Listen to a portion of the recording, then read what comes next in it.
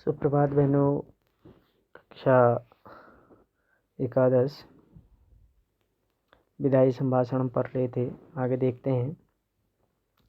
जिस प्रकार आपका बहुत ऊंचे चढ़कर गिरना यहाँ के निवासियों को दुखित कर रहा है, गिरकर पड़ा रहना उससे भी अधिक दुखित करता है। आपका पद छूट गया तथापि आपका पीछा नहीं छूटा है। एक अदना क्लर्क जिसे नौकरी छोड़ने के लिए 1 महीने का नोटिस मिल गया हो, नोटिस की अवधि को बड़ी घृणा से काटता है। आपको इस समय अपने पद पर रहना कहाँ तक पसंद है, आप ही जानते होंगे। अपनी दशा पर आपको कैसी घृणा आती है, इस बात के जान लेने का इन देशवासियों को अवसर नहीं मिला, पर पतन के पीछे इतनी उलझन में पड़ते इन्होंने किसी को नहीं देखा। माय लॉर्ड, एक बार अपने कामों की ओर ध्यान दीजिए। आप जिस काम को आए थे और क्या कर चले? आप किस काम को आए थे और क्या कर चले? शासक प्रजा के प्रति कुछ तो कर्तव्य होता है, यह बात आप निश्चित मानते होंगे। सो कृपा करके बताइए, क्या कर्तव्य आपका आप इस देश की प्रजा के साथ पालन कर चले? क्या आंख बंद करके मनमाने हुक्म चलाना और किसी की भी न सुनने का नाम ही शासन है? क्या प्रजा की बात पर कभी कान न देना और उनको दबाकर उसकी मर्जी के विरुद्ध जिद से तब तक किए चले जाना ही शासन कहलाता है? एक काम तो ऐसा बतलाइए जिसमें आपने जिद छोड़कर प्रजा की बात पर ध्यान दिया हो।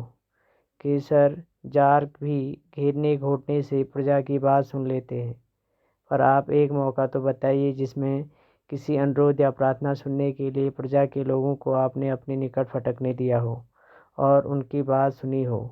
नादिर शाह ने जब दिल्ली में कत्लेआम किया तो आसिफ जहाँ के तलवार गले में डालकर प्रार्थना करने पर उसने कत्लेआम उसी दम रोक दिया, पर 8 करोड़ प्रजा के गिड़गिड़ाकर विच्छेद न करने की प्रार्थना पर आपने जरा भी ध्यान नहीं दिया।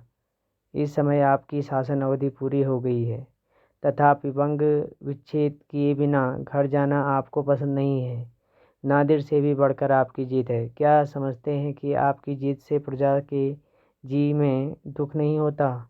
आप विचारिए तो, एक आदमी को आपके कहने पर पद न देने से आप नौकरी छोड़े जाते हैं। इस देश की प्रजा को भी यदि कहीं जाने की जगह होती तो क्या वह नाराज होकर इस देश को छोड़ने जाती?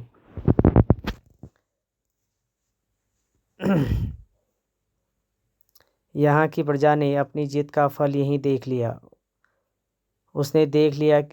यहाँ की प्रजा ने आपकी जिद का फल यहीं देख लिया। उसने देख लिया कि आपकी जिद ने इस देश की प्रजा को पीड़ित किया, आपको भी उसने कम पीड़ा न दी, यहाँ तक कि आप स्वयं उसका शिकार हुए। यहाँ की प्रजा वह प्रजा है जो अपने दुख और कष्टों की अपेक्षा परिणाम का अधिक ध्यान रखती है। वह जानती है कि संसार में सब चीज़ों का अंत है, दुख का समय भी एक दिन निकल जाएगा। इसी से सब दुखों को झेलकर पराधीनता सहकर भी वह जीती है।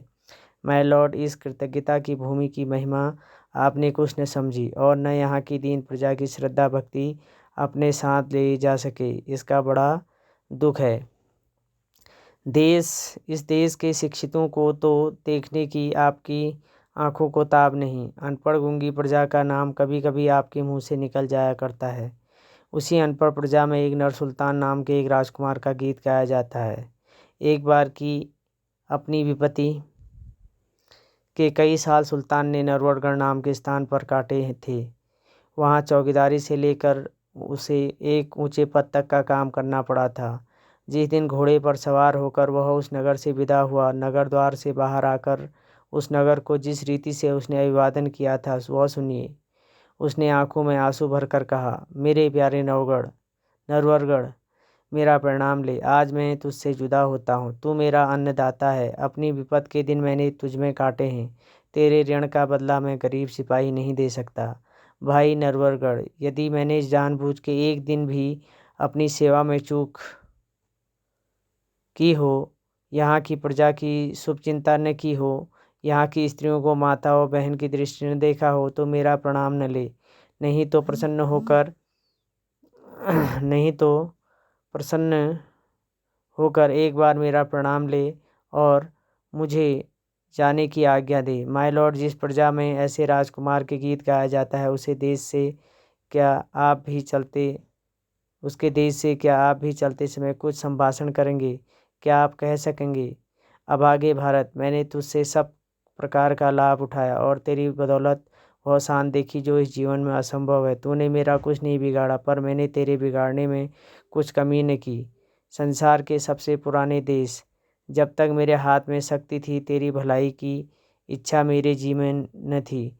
अब कुछ शक्ति नहीं है तो जो तेरे लिए कुछ कर सकूं, पर आशीर्वाद करता हूं कि तू फिर उठे और अपने प्राचीन गौरव और यश को भी फिर से लाभ करे। मेरे बाद आने वाले तेरे गौरव को समझे। आप कर सकते हैं और यह देश आपकी पिछली सब बातें भूल सकता है। पर इतनी उदारता माय लॉर्ड में कहाँ? कहने का आशय है कि आप ऐसा नहीं कह सकते।